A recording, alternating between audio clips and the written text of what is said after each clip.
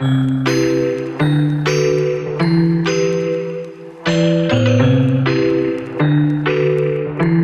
te montre à faire du modelage aujourd'hui. Donc, on va faire du modelage avec de la plasticine.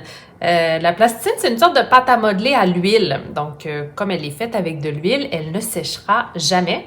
C'est ce qui fait qu'on peut la réutiliser plusieurs fois. Ici, celle que j'ai, tu vois, il y a plusieurs couleurs là, qui sont mélangées ensemble. C'est notre plasticine de pratique dans l'atelier. Donc, lorsque tu vas recevoir ta plasticine, ça se peut qu'elle soit froide et dure. Donc, la première étape, bien, ça va être de la réchauffer pour la rendre plus facile à travailler. Pour réchauffer la plasticine, quand tu la reçois, tu la mets dans ta main.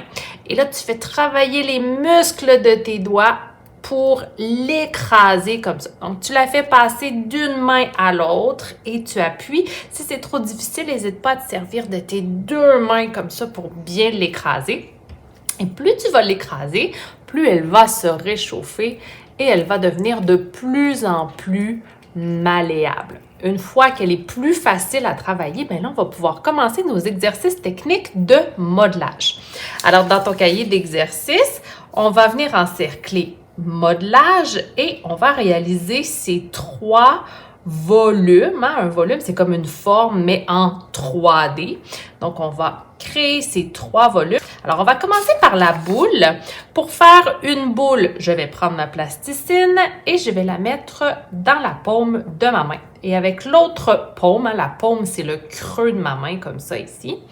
Je vais venir la placer dessus et là, je vais appuyer un petit peu et je vais faire des ronds avec mes deux mains.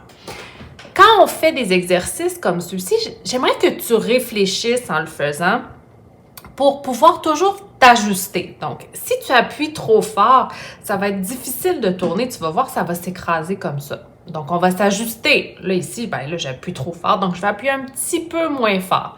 Si je fais juste promener comme ça ma plasticine entre mes doigts sans appuyer du tout, ben, il n'y a rien qui va se passer. Donc, c'est sûr que pour lui donner une forme, je dois le forcer un petit peu. Là. Je dois appuyer. Donc, je m'ajuste. Si j'appuie trop fort, pas assez fort, je vais venir comme ça, créer une boule. Je pourrais aussi la placer sur la table comme ceci, sur mon apron et venir faire des cercles pour créer une belle boule.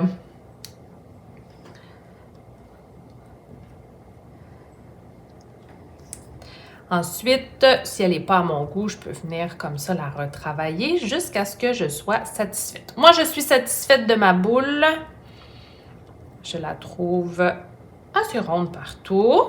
Donc, mon premier exercice serait terminé. Pour mon deuxième exercice, je vais venir réaliser une galette. Et là, ben, j'ai déjà une boule, donc ça tombe bien. Je dois commencer avec une boule pour faire ma galette. Là, je vais prendre, tout à l'heure pour faire ma boule, j'ai utilisé la paume de ma main. Maintenant, je vais utiliser la base de mon pouce comme ça. Ici, c'est beaucoup plus solide. Donc, je vais venir appuyer. Tu peux utiliser ton autre main aussi. Et là, je vais venir écraser comme ça ma boule pour créer une galette.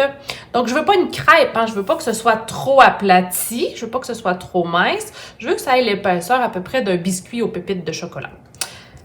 Donc, ce que j'aime bien avec les galettes, c'est que je peux venir créer des textures dessus avec des outils. Donc, je pourrais prendre un petit pic à brochette comme ça ici et venir créer différentes textures. Puis en t'amusant à faire des textures, ben, j'aimerais ça que tu réfléchisses à quel moment tu pourrais utiliser cette texture lorsque tu fais un modelage. Par exemple, quand je fais des petits traits comme ça, mais ça me fait penser à la fourrure d'un animal ou aux cheveux, des cheveux courts d'un personnage. Si par exemple, je voulais faire des cheveux. Donc, on a des outils avec des bouts plus gros. Tu peux venir les essayer aussi.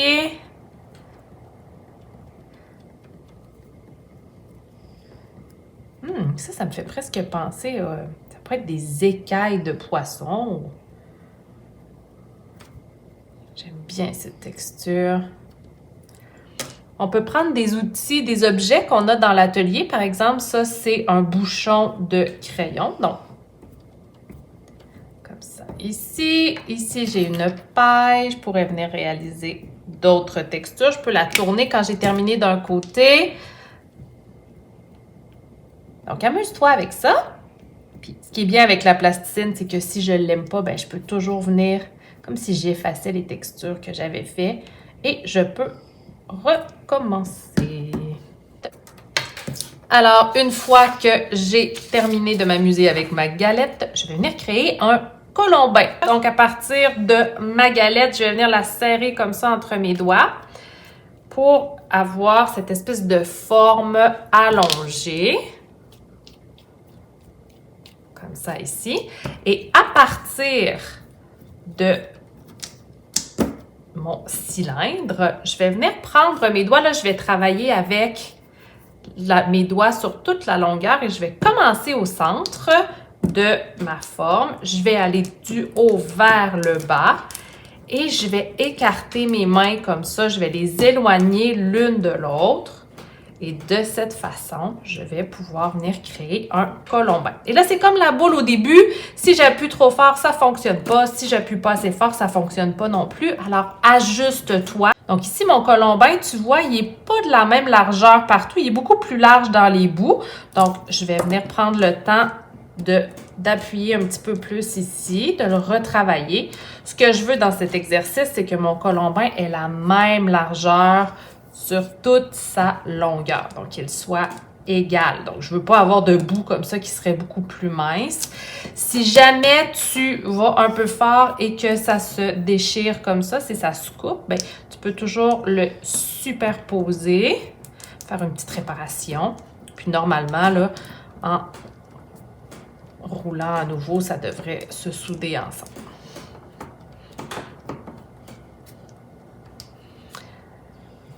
Donc, voilà, ce sont nos 3 exercices techniques pour commencer le modelage. Amuse-toi!